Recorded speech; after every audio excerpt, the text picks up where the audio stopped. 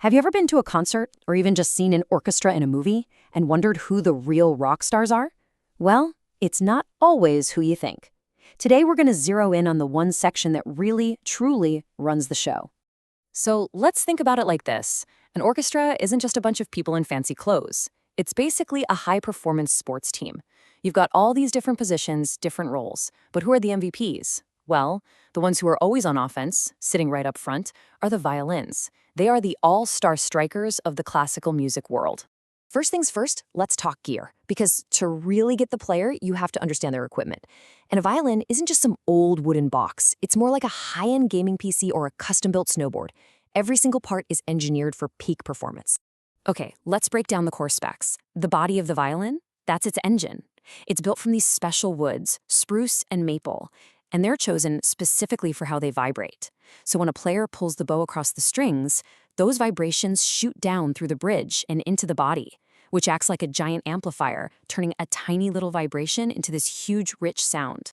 But here is a really cool piece of hidden tech. Tucked away inside the violin is this little thing called the sound post. You can't even see it from the outside, but it's a small wooden dowel that acts like a support pillar. And it doesn't just hold the violin together, it strategically moves vibrations between the front and the back.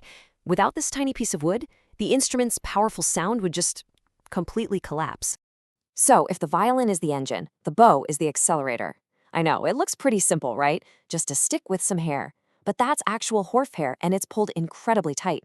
The microscopic texture of that hair is what lets it grab the strings and make them vibrate. All the power and control, it comes from right here. But that horsehair would be totally useless and slippery without this one crucial add-on, rosin. It's basically a sticky little cake of dried pine sap.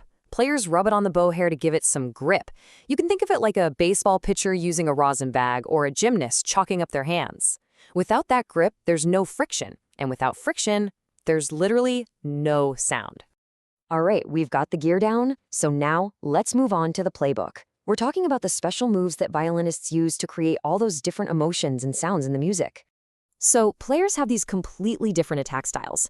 On one hand, you've got legato. That's a long, smooth, connected stroke. It's a real power move. And then you have the total opposite, staccato. It's short, sharp, and bouncy, kind of like a series of quick little jabs. And now for the ultimate signature move, vibrato. You've definitely heard this. It's that subtle, shimmering quality in the sound. The player does it by rocking their finger back and forth on the string, which makes the pitch waver just a tiny bit. This adds this incredible warmth and emotion, and it makes the violin sound almost like a human voice singing. Honestly, this one technique is what gives the violin its soul. And the playbook goes even deeper. Sometimes players will ditch the bow completely and just pluck the strings with their fingers. That's called pizzicato. It makes this short, almost guitar-like sound.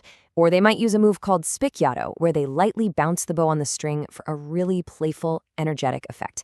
They've got a tool for pretty much every emotion you can think of. Okay, so let's look at the team lineup now. The violin section is huge, and it's not just one big group of people. They're actually split into two highly specialized squads, and each one has a very different job to do.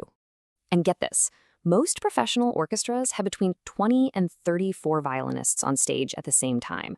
I mean, that's a massive team, right? And all that combined power is what gives the orchestra its signature epic sound. So how does a team this big actually work together? Well, they split into two squads. You've got the first violins. They're your strikers. They play the main, high-pitched melody. You know, the catchy tune you're humming after the show. Then you have the second violins. They're the midfielders. They play slightly lower notes, creating the harmony and the rhythm that makes the strikers sound so good. You really can't win the game without both. And their position on the stage is no accident. They sit in this fan shape right at the front for two really important reasons. First, it makes sure their combined sound projects right out to the audience. And second, it gives them a perfect line of sight to the coach, the conductor, so they never miss a single play. It's the best seat in the house. You know, every great team needs a captain, someone to lead the charge. Well, in the orchestra, that person is called the concertmaster, and they are always a violinist. The concertmaster isn't just another player. They are the most skilled violinist in the entire orchestra, and basically the conductor's second in command. Think of them as the captain on the field. They're the one who translates the conductor's big gestures into specific musical directions for all the other string players, making sure the entire team plays as one unit. So this captain has three really key jobs. First, they lead the pregame tune-up. Then, they coordinate the plays. They make sure all the bows are moving in sync for a unified look and sound. And finally, when there's a big, high-pressure solo coming up, they're the one who steps into the spotlight and absolutely nails it. So if there's one thing you should remember, it's this. The violins are the heart and soul of the orchestra.